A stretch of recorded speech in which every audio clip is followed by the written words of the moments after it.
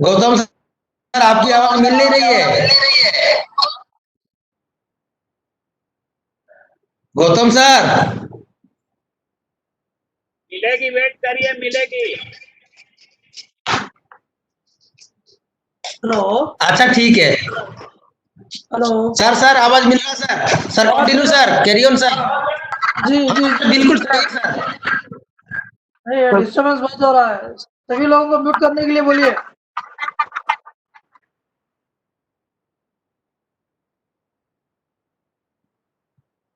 हाँ, स्क्रीन पे आ रहा है पीपीटी।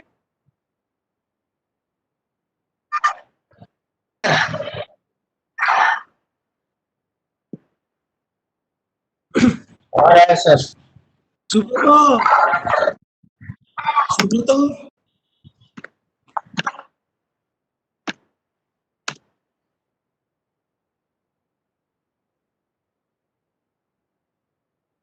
जी, पीपीटी नजर आ रहा है? संजीव कुमार जी, संजीव कुमार जी, सर आ रहा है। क्लियर है? मेरी आवाज क्लियर है? हाँ, नजर आ आवाज रहा थोड़ा है। रेज कीजिए सर, स्लो है। चलिए चलिए आगे बढ़ते हैं। थोड़ा सा आवाज बढ़ाइए सर। चलिए।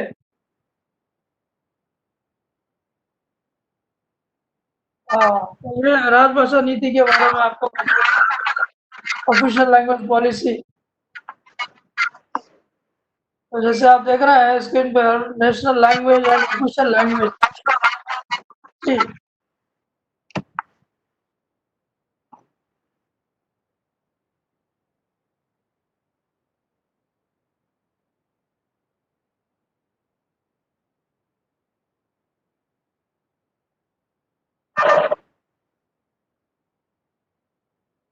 तो जैसे आप देख रहे हैं यहाँ पर नेशनल लैंग्वेज और ऑफिशियल लैंग्वेज के बारे में ये डिस्टर्बेंस बहुत हो रहा है।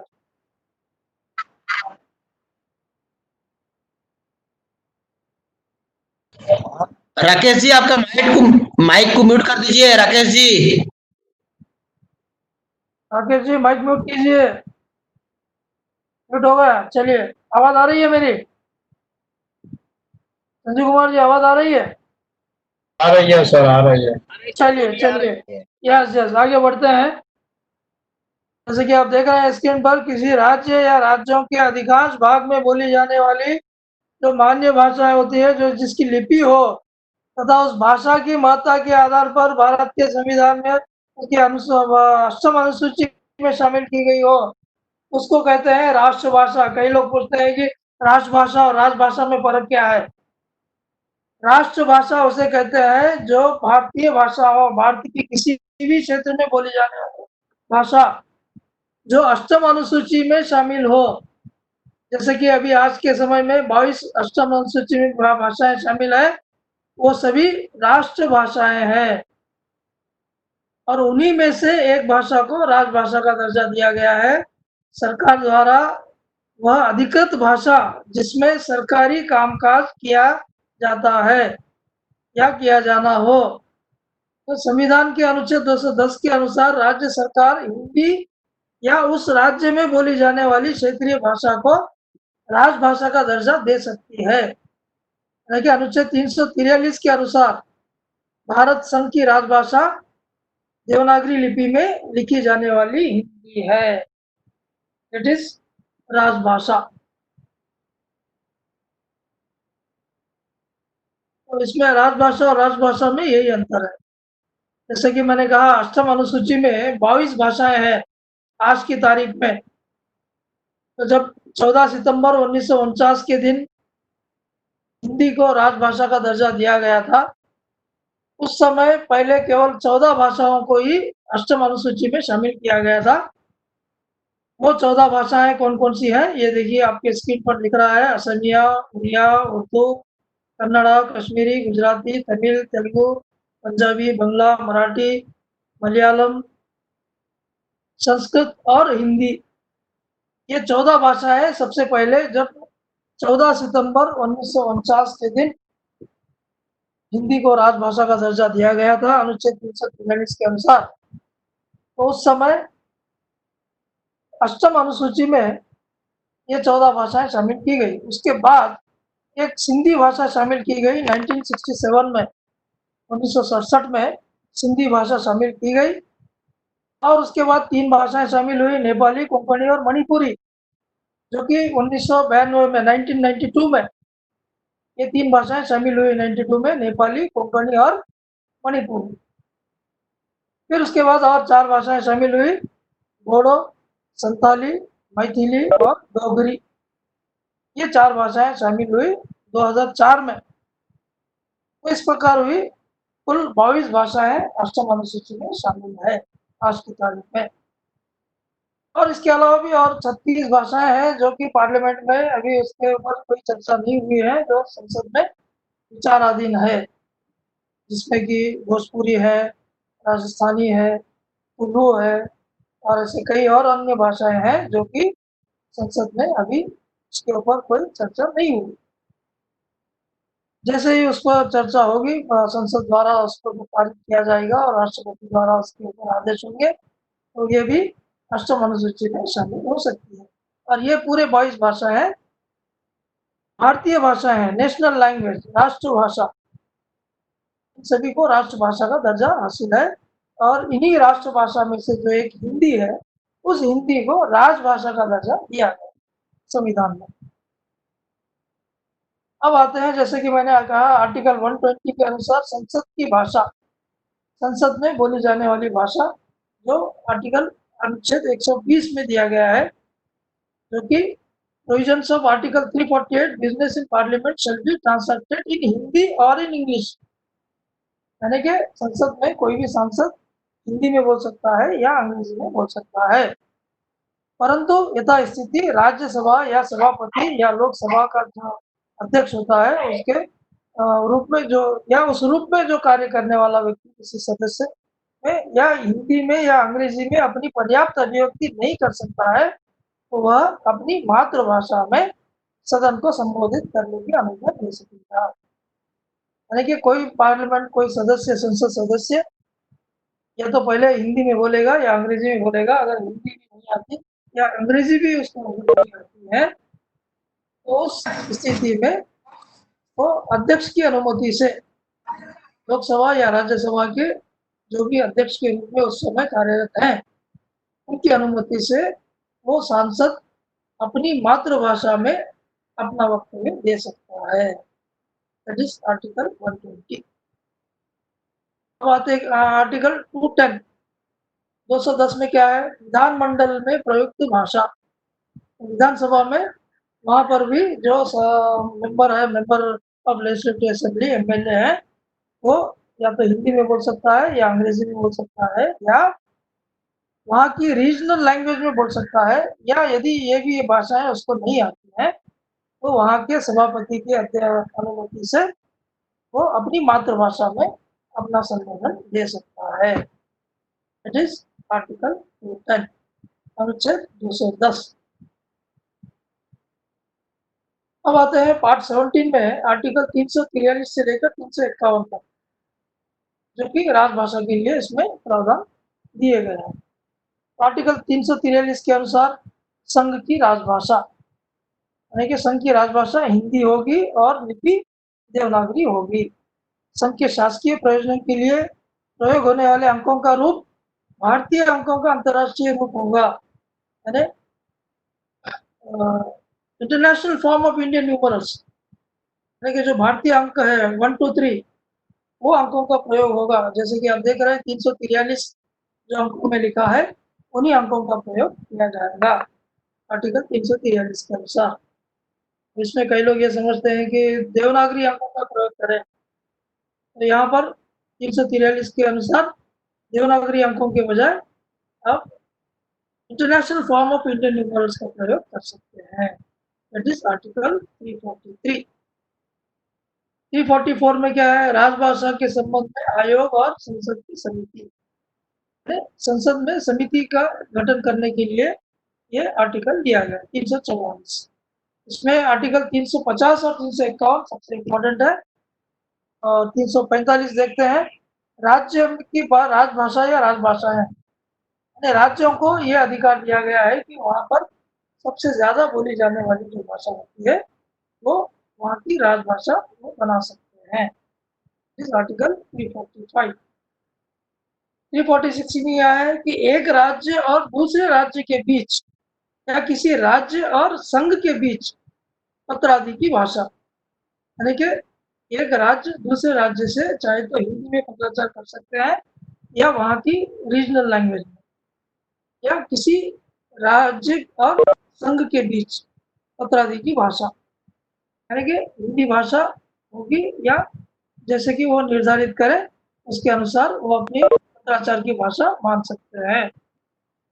अब आते हैं 347 में क्या है, किसी राज्य की जनसंख्या के किसी अनुभाग द्वारा बोली जाने वाली भाषा के संबंध में विशेष उपमान, यानी कि जैसा 345 में दिया गया वैसे ही एक स्टेट में जो सबसे ज्यादा बोली जाने वाली भाषा जो अधिक मात्रा में जो बोली जाती है उस भाषा को वहाँ की राजभाषा डिक्लेयर कर सकते हैं स्टेट में। 348 में क्या है, languages to be used in Supreme Court and in the High Courts and for acts bills, जो उच्चतम न्यायालय या उच्च न्यायालय आदि में जो अधिनियम है, बिल है, विधेयक है आदि के लिए प्रयोग की जाने वाली भाषा वो अंग्रेजी भाषा में होगा मूल पाठ और उसका हिंदी में अनुवाद होगा। 348। 349 में क्या है, भाषा से संबंधित कुछ विधियां और कुछ जो अधिनियमित करने के लिए विशेष प्रक्रिया दी गई, यानी कि जो आर्टिकल 343 में व्यवस्था दी गई थी कि हिंदी भाषा को लागू करने के लिए 15 साल का समय दिया गया था। During the period of 15 years from the commencement of this constitution, no bill or amendment making provision for the language to be used for any of the purpose mentioned in clause 1 of article 348 shall be introduced or moved in either house of parliament without the previous sanction of the president, and the president shall not give his sanction to the introduction of any such bill or the moving of any such amendment except after he has taken into consideration the recommendations of the commission constituted under clause 1 of article 74 and the report of the committee constituted under clause of that article, यानी कि अनुच्छेद 344 के खंड 1 के अनुसार आयोग की सिफारिशों पर और उस अनुच्छेद के खंड 4 के अधीन गठित समिति के प्रतिवेदन पर विचार करने के पश्चात ही ऐसे आदेश देगा। इस आर्टिकल 349। 350 क्या है, क्योंकि व्यथा के निवारण के लिए अभ्यावेदन में प्रयोग की जाने वाली भाषा, यानी कि जो language to be used in representations for redressal of grievances, and any person shall be entitled to submit a representation for the redressal of any grievance to any officer or authority of the union or a state in any of the languages used in the union or in the state as the case may be, यानी कोई भी व्यक्ति या प्रत्येक व्यक्ति किसी व्यथा के निवारण के लिए किसी राज्य के किसी अधिकारी या प्राधिकारी को यथास्थित संघ में या राज्य में प्रयोग होने वाली किसी भी भाषा में वो अपना आवेदन देने का अधिकार होगा। वह है आर्टिकल अनुच्छेद 350।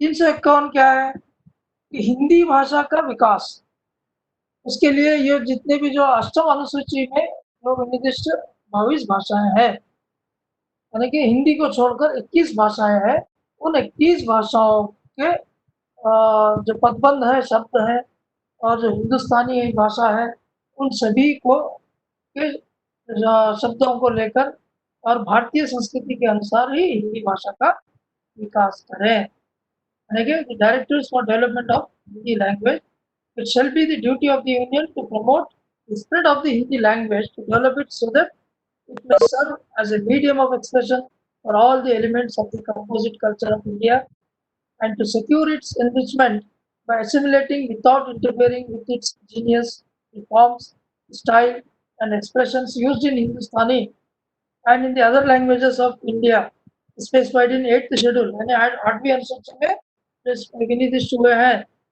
and by drawing wherever necessary or desirable for its vocabulary primarily or Sanskrit and secondarily on other languages. यानी कि जो शब्द भंडार है सभी भाषाओं में मुख्यतः संस्कृत से और गौणता अन्य भाषाओं से शब्द ग्रहण करते हुए हिंदी भाषा का विकास करें, उसकी समृद्धि सुनिश्चित करें। यह है आर्टिकल 251 और इसके अनुसार जो अष्टम की भाषा है जो मैंने आपको पहले बताया 22 भाषाएं। अब इसमें और जो आगे डेवलपमेंट हुए राजभाषा अधिनियम 1963 बनाया गया जिसे मैंने कहा, और उसके बाद राजभाषा नियम बनाए गए 1976 में, और प्रतिवर्ष जो है एक वार्षिक कार्यक्रम जारी होता है जो कि गृह मंत्रालय के राजभाषा विभाग से जारी होता है। गृह मंत्रालय मिनिस्ट्री ऑफ होम अफेयर्स, उसमें राजभाषा विभाग है, उस राजभाषा विभाग से ये वार्षिक कार्यक्रम प्रतिवर्ष जारी होता है जिसके अनुसार हिंदी में काम करने के लिए या हिंदी का इम्प्लीमेंटेशन करने के लिए जो निर्धारित लक्ष्य होते हैं उन लक्ष्यों को प्राप्त करने के लिए ये कार्यक्रम बनाया जाता है। अभी आगे देखते हैं राजभाषा अधिनियम 63 में क्या है। 63 में जो सबसे पहले जो सेक्शन 3 इज मोस्ट इम्पॉर्टेंट, जैसे कि इसमें जो अधिनियम बनाया गया था उसमें कुल 9 सेक्शंस बनाए गए, 9 धाराएं हैं। उन 9 धाराओं में धारा 3 की उपधारा 3 ज़्यादा इम्पोर्टेंट है। तो सेक्शन 3 और सब क्लॉज 3 उसमें जो है कुछ डॉक्यूमेंट्स हैं जो कि दोनों भाषाओं में जारी करना अनिवार्य किया गया है। देखिए इसमें क्लॉज में दिया गया संघ के राजकीय प्रयोजनों के लिए और संसद में प्रयोग के लिए अंग्रेजी भाषा का उपयोग, यानी कि हिंदी तो राजभाषा होगी, उसके साथ साथ अंग्रेजी भाषा को इसमें सह भाषा के रूप में रखा गया और उसके कंटिन्यूएशन के लिए अंग्रेजी भाषा को को लैंग्वेज के रूप में रखा गया। Continuation of English language for official purposes of the union and for use in parliament, अंग्रेजी भाषा को इसमें लागू किया गया। इसमें जो है जो डॉक्यूमेंट्स हैं, जो प्रोविजन है, जिन डॉक्यूमेंट्स को दोनों भाषाओं में बनाया जाना है वो डॉक्यूमेंट्स हैं सामान्य आदेश, संकल्प, साधारण आदेश, नियमों, अधिसूचनाओं, प्रशासनिक या अन्य प्रतिवेदन या प्रेस विज्ञप्तियां या संसद के किसी सदन या दोनों सदनों के समक्ष रखे गए प्रशासनिक तथा अन्य प्रतिवेदन, राष्ट्रीय कागज पत्रों या संविदाओं, करारों या निकाली गई अनुज्ञप्तियों, अनुज्ञा पत्रों और निविदा पत्रों, निविदा फॉर्म प्रारूप के लिए या ऐसे जो प्रलेख होते हैं उनको द्विभाषा रूप में दोनों भाषाओं में जारी करना अनिवार्य किया गया है। धारा 3 इसके अनुसार ये सारे प्रलेख दोनों भाषाओं में जारी होंगे। एंड जो प्रावधान दिए गए इसमें जिसके अनुसार official language and until after consideration resolution of set resolution for such discontinuous has been passed by each house of Parliament. राजभाषा के संबंध में समिति के बारे में इसमें भी किया गया है। Committee on official language section 3 के सेक्शन 4 में दिया गया है। ये सेक्शन 3 ही ज्यादा इम्पोर्टेंट है धारा जो ऑफिशियल लैंग्वेज एक्ट। अब आते हैं राजभाषा नियम 76 official language rules 1976 use for official purpose of the union, संघ के शासकीय प्रयोजन के लिए प्रयोग राजभाषा नियम बनाए गए 76 में। इसके जो है कुल 12 नियम है। इन 12 नियमों में क्या है ये भी संक्षिप्त में आपको मैं बता दूं। सबसे पहले है नियम 1 जो संक्षिप्त नाम। मेरी आवाज आ रही है संजीव कुमार जी? संजीव कुमार जी मेरी आवाज आ रही है? सर आ रही है। Yes sir, yes sir, yes sir, आ रही सर। जी जी जी चलिए आगे बढ़ते हैं। तो आ रही सर। हाँ, तो राजभाषा नियम जो है कुल 12 नियम है। ये 12 नियम क्या है मैं आपको अभी बता रहा हूँ। नियम 1 के अनुसार संक्षिप्त नाम, विस्तार और प्रारंभ। इन नियमों का संक्षिप्त नाम होगा राजभाषा संघ के शासकीय प्रयोजन के लिए प्रयोग। नियम 76 है। ये टाइटल दिया गया है, टाइटल और जो एक्सटेंट ऑफ कमेंसमेंट है इसमें नियम 1 के अनुसार दिया गया। These rules may be called the official language rules 1976 and they shall extend to the whole of India except the state of Tamil Nadu. यानी कि सारे भारत पर लागू होंगे सिवाय तमिलनाडु। तमिलनाडु को इससे अलग रखा गया। They shall come into force on the date of their publication in the official gazette. 1976 में जिस तारीख को ये लागू हुआ उस तारीख से ये सारे भारत वर्ष में लागू होंगे। It is rule number 1। And अभी आते हैं रूल नंबर 2। 2 के अनुसार सारे भारतवर्ष को 3 क्षेत्रों में वर्गीकृत किया गया। क क्षेत्र, ख क्षेत्र और क क्षेत्र। सभी शायद जानते हो। तो ये रीजन्स बनाए गए, A region, B region and C region. यानी कि जो पूरे भारतवर्ष को भाषाई तौर पर वर्गीकृत किया गया। क क्षेत्र में सारे हिंदी भाषी क्षेत्र और जिन राज्यों की राजभाषा भी हिंदी है उन क्षेत्रों को क क्षेत्र में रखा गया, रीजन ए में। एंड जो सेमी हिंदी भाषा के क्षेत्र है उनको बी रीजन में रखा गया। और जो अहिंदी भाषी क्षेत्र है पूरी तरह नॉन हिंदी स्पीकिंग एरियाज है उन सभी को सी रीजन में रखा गया है। ग क्षेत्र तो कौन कौन से राज्य हैं जैसे आप स्क्रीन पर देख रहे हैं।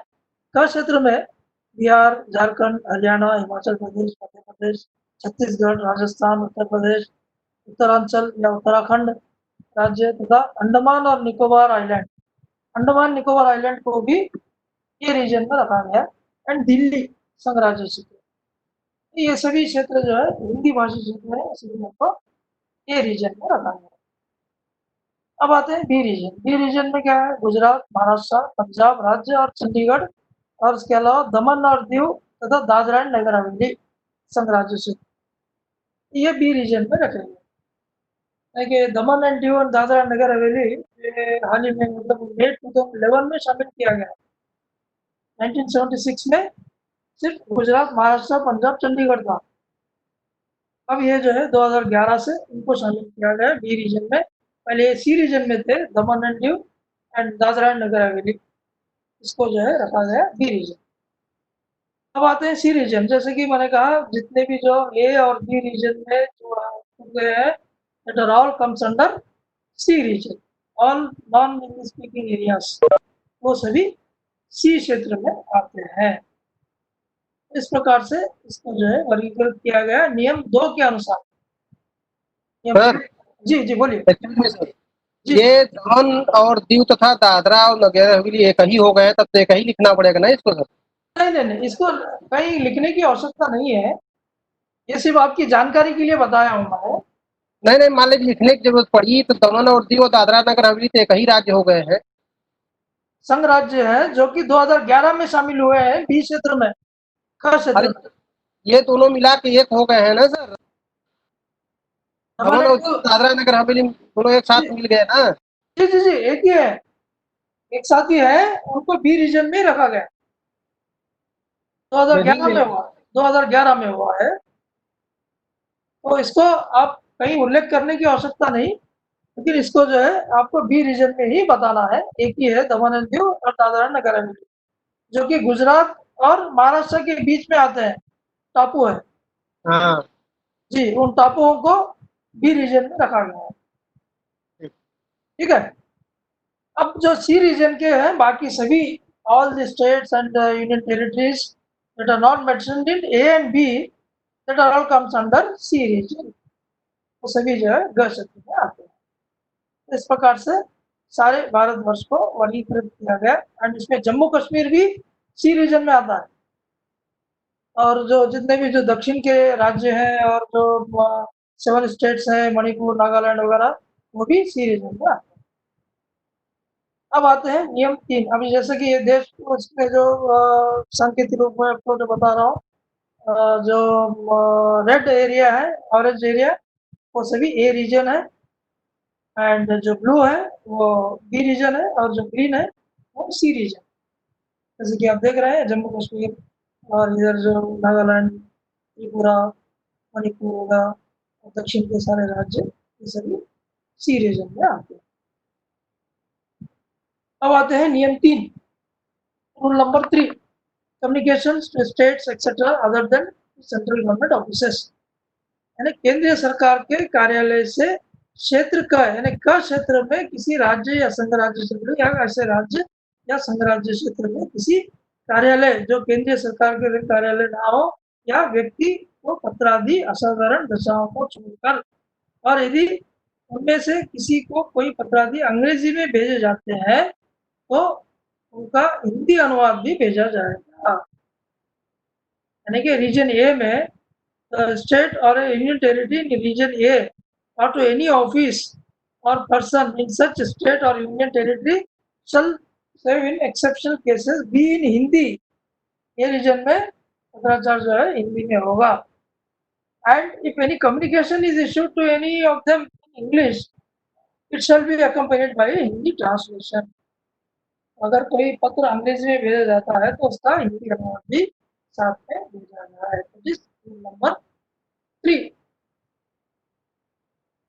बिल नंबर 3 के 2 में भी है केंद्रीय सरकार के कार्यालय से कर क्षेत्र के लिए स्टेट और यूनियन टेरिटरी रीजन बी और to any office not being a central government office in such state और union territory shall ordinary be in Hindi and if any communication is said to any of them in English it shall be completed by Hindi translation. अब आते हैं rule number 4 नियम 4।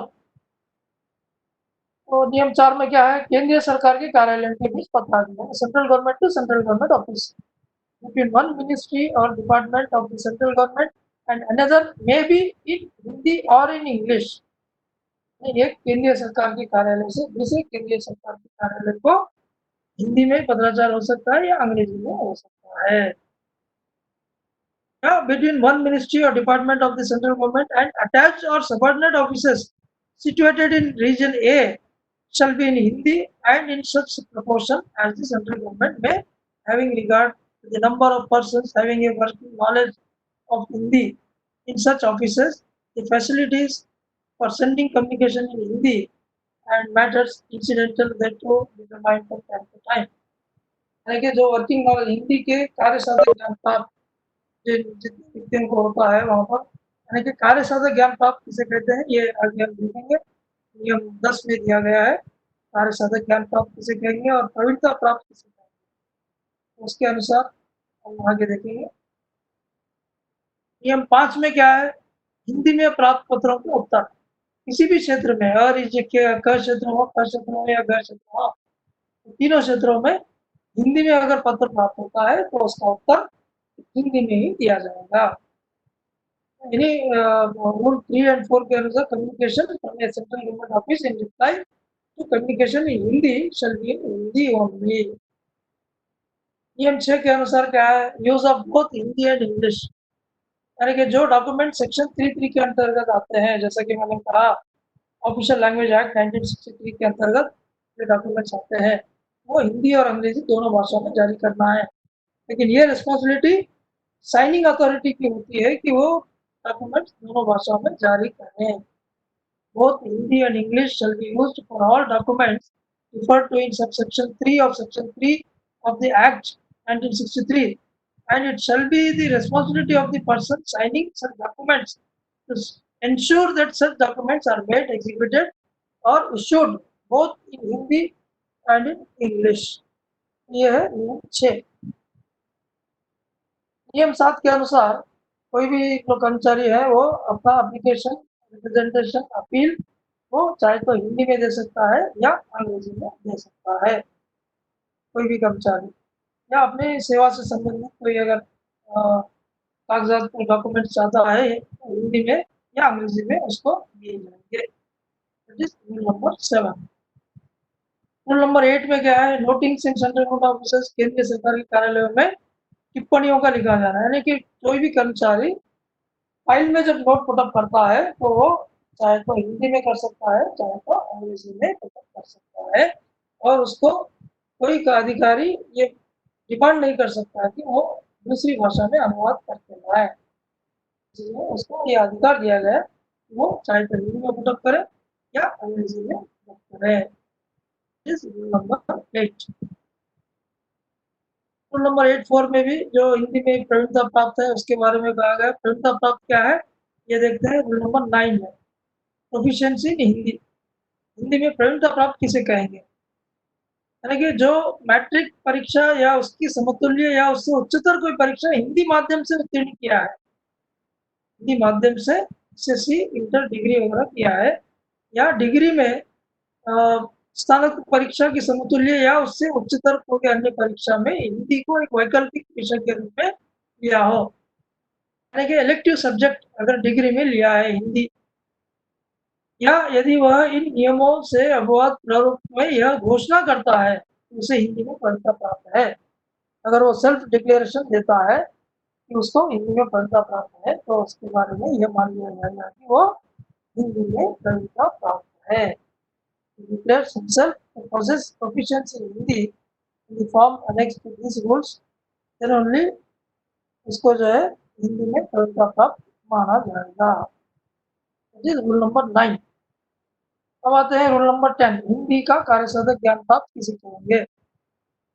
कोई भी कर्मचारी जो matric परीक्षा या उसकी समतुल्य या उससे उच्चतर परीक्षा हिंदी विषय के रूप में उत्तीर्ण किया है, यानी कि फर्स्ट लैंग्वेज, सेकंड लैंग्वेज या थर्ड लैंग्वेज हिंदी लेके एसएससी में पढ़ा है, या केंद्र सरकार की हिंदी परीक्षाओं को परीक्षा योजना के अंतर्गत आयोजित प्राज्ञ परीक्षा अगर पास किया है, या जो केंद्र सरकार के उस निमित्त विनिर्दिष्ट कोई अन्य परीक्षा उत्तीर्ण कर ली हो, या वह इन नियमों में उपबंध प्रारूप में यह घोषणा करता है कि उसने ऐसा ज्ञान प्राप्त किया है, तब उसके बारे में यह समझा जाएगा कि उसने हिंदी का कार्यसाधक ज्ञान प्राप्त कर लिया है। Rule number 10 knowledge of Hindi. Sir जी प्राग, प्रबोध और प्रवीण तीनों के बारे में थोड़ा। जी जी जी ये जो 3 परीक्षा है, प्रबोध, प्रवीण और प्राज्ञा, ये उन लोगों को दी जाती है जो मैट्रिकुलेशन में एक सब्जेक्ट हिंदी लेके नहीं पढ़े हैं, हिंदी किसी भी स्तर पर हिंदी नहीं पढ़े हैं, चाहे एसएससी में हो चाहे किसी भी स्तर पर हो, हिंदी नहीं पढ़े हैं, तो उन लोगों को रेलवे में एक 3 परीक्षाएं होती हैं, जो प्रबोध, प्रवीण और प्राज्ञा। जिन लोगों को हिंदी बिल्कुल लिखना भी नहीं आता, वो प्रबोध में उनको बिठाया जाता है। फिर उसके बाद प्रबोध उत्तीर्ण होने के बाद प्राज्ञा, जो ये प्रवीण जो कि 7वीं कक्षा के बराबर है, और उसके बाद अंतिम परीक्षा प्राज्ञा जो मैट्रिकुलेशन की इक्वल है। वो परीक्षा उत्तीर्ण करने के बाद उसको मान लिया जाएगा कि वो having working knowledge of Hindi. अरे प्रबोध 5 पास है, और जी, और प्रवीण जो है वो 7th स्टैंडर्ड है।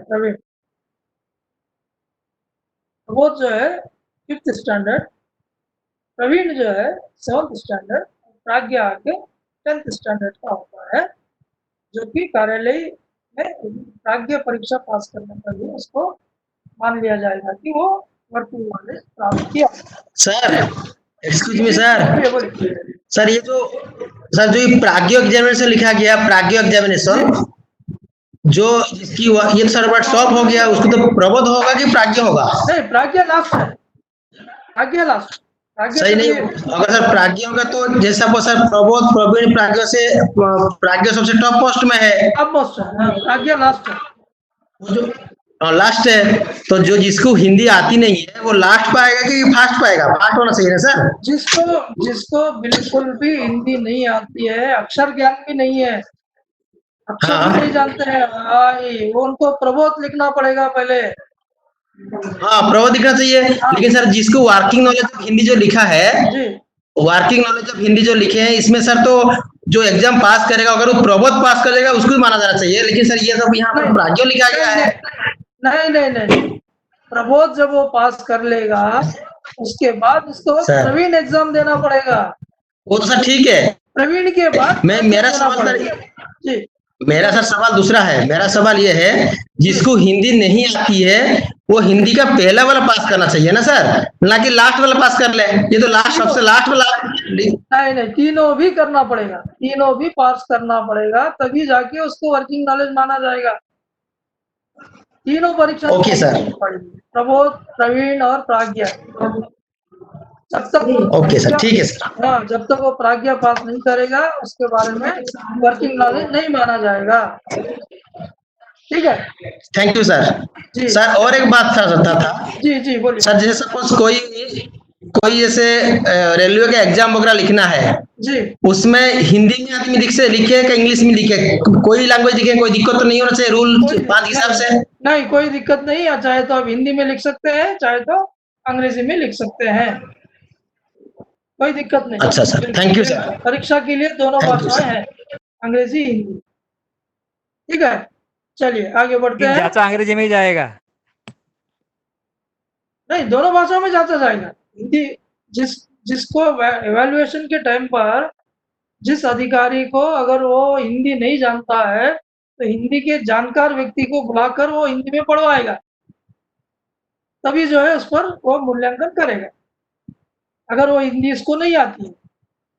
और जितने भी जो अधिकारी होते हैं इतनी हिंदी तो सभी जानते ही है कि वो मूल्यांकन कर सके।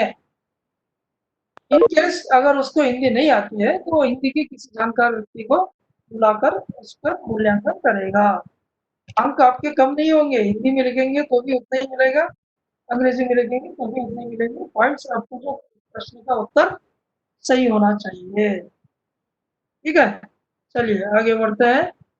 रूल नंबर 10 हो गया है। अब आते हैं 11वां पे। 11 में क्या है?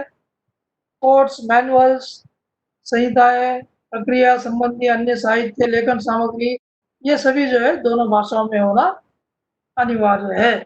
जितने भी जो नियमावली है, पुस्तकें हैं और आपकी जो फाइल्स हैं, फाइलों पर शीट्स हैं, रबर स्टैम्प्स है, मेटल शीट्स है और नेम बैजेस है, नेम बोर्ड्स हैं, ये सभी हिंदी और अंग्रेजी दोनों भाषाओं में होना अनिवार्य है एज पर रूल नंबर 11। ठीक है, अब आते हैं लास्ट रूल नंबर 12। 12 में क्या है? अनुपालन का उत्तरदायित्व। यानी कि जितने भी जो संवैधानिक प्रावधान है और जो अधिनियम बनाए गए हैं, नियम बनाए गए हैं, सभी को लागू करने की जिम्मेदारी किस पर है?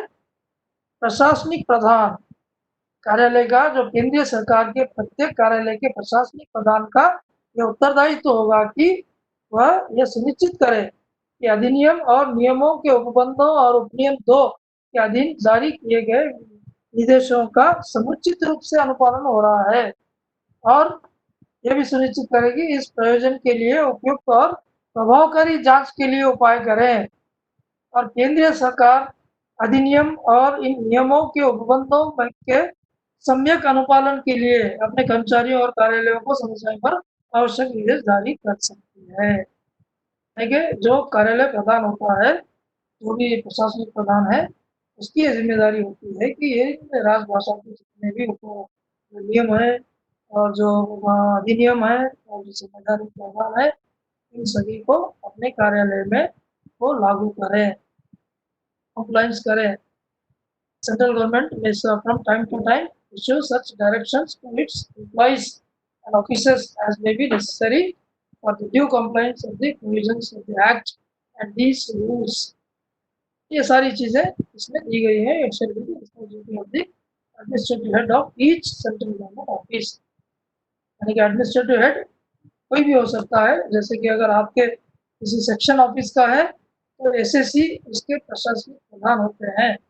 एसएससी के अंदर भी जितने भी जो आपके अधीन कार्यालय के जो कर्मचारी आते हैं, उन सभी को इन सारे नियमों अधिनियमों की जानकारी दें और उसके अलावा इसको जो है राजभाषा का कार्यान्वयन सुचारू रूप से करें। ये सारी चीजें हैं और मैं समझता हूँ समय समाप्त हो रहा है या हो चुका है। सर, रेलवे ने हिंदी को बढ़ावा देने के लिए क्या क्या काम किया? हाँ, तो रेलवे ने जो हिंदी के बढ़ावा के लिए जो है कई सारे योजनाएं लागू की, प्रोत्साहन योजनाएं।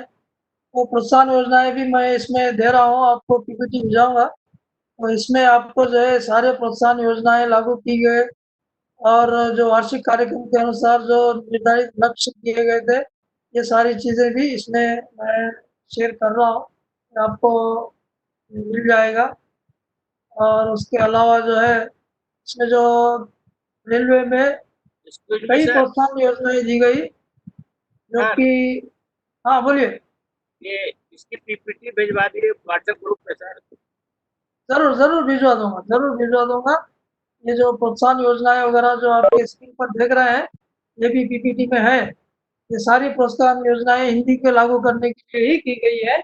और इसके अलावा कुछ प्रतियोगिताएं जो आयोजित की जाती हैं, और जो पुरस्कार है मैथिली शरण गुप्त पुरस्कार, प्रेमचंद पुरस्कार, रेल यात्रा वृत्तांत, और उसके अलावा जो है कुछ जो प्रतियोगिताएं आयोजित होती है हिंदी में, हिंदी ऐसे कंपटीशन, एलोकेशन कंपटीशन या Hindi noting and drafting competition, उसके लिए भी अवार्ड देते हैं। हिंदी के प्रोत्साहन के लिए ये सारी चीजें दी जाती है। जी बोलिए। पीपीटी भेज दीजिएगा सर। जरूर जरूर जरूर, ये पूरा मैं भेज दूंगा आपको। इसमें सारा कुछ है जो हिंदी के प्रोत्साहन के लिए सारी चीजें इसमें लागू की गई है। इनको भी आप परीक्षा में, अगर परीक्षा की दृष्टि से आप देखें तो ये सारी चीजें आपको बहुत उपयोगी है। ये भी आप कुछ कर सकते हैं और देख सकते हैं। सर जी बोलिए बोलिए बोलिए। ओ माय गॉड, कुछ वर्ड जो है, कुछ वर्ड इंग्लिश टू हिंदी है ना, देना इसके कुछ वर्ड इंग्लिश टू हिंदी जी इसमें है सर।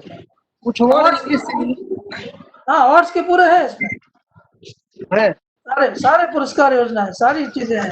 नहीं, कुछ वर्ड जो हिंदी में लिखे जाते हैं वो सब कुछ है इसमें, सब कुछ है। मैं आपको पीपीटी भेज देता हूँ। पीपीटी में सारी चीजें आपको लागू है। और इसके अलावा आप लोग अगर फोन पर तो रेल राजभाषा ऐप है, रेल राजभाषा ऐप, उसको डाउनलोड कर लीजिए। रेल राजभाषा वो ऐप आप डाउनलोड कर लेंगे तो उसमें भी आपको बहुत सारी चीजें मिल जाएंगी। जैसे कि जितने भी मैंने जो संवैधानिक प्रावधान बताया, नियम बताया, और उसके अलावा परीक्षा से संबंधित जो प्रश्न आते हैं उसके उत्तर सहित आपको जो है वहाँ पर मिलेंगे। वो भी आप डाउनलोड कर लेंगे तो आपको सारी चीजें सही मिल जाएगी। सर एक जोलिक कुछ होता है, जोनल रेलवे का जोलिक। अच्छा, हाँ, ये जो है राजभाषा कार्यान्वयन समिति की बैठकें होती है। उसका मुख्य कौन होता है, उसका मुख्य कौन होता है? हाँ, जो जोलिक का जो होता है महाप्रबंधक अध्यक्ष होते हैं। जोनल लेवल पर जोलिक जो बोलते हैं, zonal official language implementation committee, उसके अध्यक्ष होते हैं महाप्रबंधक। उनकी अध्यक्षता में ये बैठक होती है और सदस्य होते हैं ऑल पीएचओडीज, सभी पीएचओडी इसके सदस्य होते हैं। और उसके जो मेंबर सेक्रेटरी होते हैं, जो वहाँ के मुख्य राजभाषा अधिकारी जिसका नामित किया जाता है, और जो उप महाप्रबंधक राजभाषा होते हैं वो इसके सदस्य सचिव होते हैं। सर डिविजनल लेवल पर भी जी होलिक भी जो है headquarter official language implementation committee, TOLIC, अच्छा, टोलिक जो है town official language implementation committee है। और टोलिक की बैठक साल में 2 बार होती है। ट्रेनिंग हो रहा है, वर्ष में 2 बैठकें होती है जो कि टोलिक होती है। नगर राजभाषा कार्यान्वयन समिति, नगर की समिति होती है, टोलिक बोलते हैं इसको। और उसके अलावा डोलिक भी होती है। सर जी बोलिए। जो समितियां सर होते हैं हिंदी का, जैसे केंद्रीय हिंदी साहित्य समिति, से कौन कौन सा समिति है और उसका मुख्य कौन कौन है, थोड़ा सा बता देंगे? लिख लीजिए, बोलता हूँ। ये केंद्रीय हिंदी समिति, केंद्रीय हिंदी समिति सबसे उच्च समिति है। उसके अध्यक्ष होते हैं प्रधानमंत्री। केंद्रीय हिंदी समिति, राइट सर, प्रधानमंत्री। हिंदी सलाहकार समिति, क्या सर? हिंदी सलाहकार समिति, हाँ ठीक है सर। इसके अध्यक्ष होते हैं गृह मंत्री। हिंदी सलाहकार समिति। हाँ, उसके बाद होते हैं रेलवे बोर्ड, रेलवे बोर्ड राजभाषा कार्यान्वयन समिति, इसके अध्यक्ष होते हैं chairman railway board. Railway board की जो बैठक होती है। जी बोलिए। एक होता है रेलवे सलाहकार समिति, हाँ, रेलवे सलाहकार सलाहकार समिति के अध्यक्ष होते हैं गृह मंत्री। नहीं, रेलवे सलाहकार समिति। जी, सलाहकार समिति। हाँ, RHSS। जी जी जी। तो इसका जो चेयरमैन कौन होता गृह मंत्री, होम मिनिस्टर। है?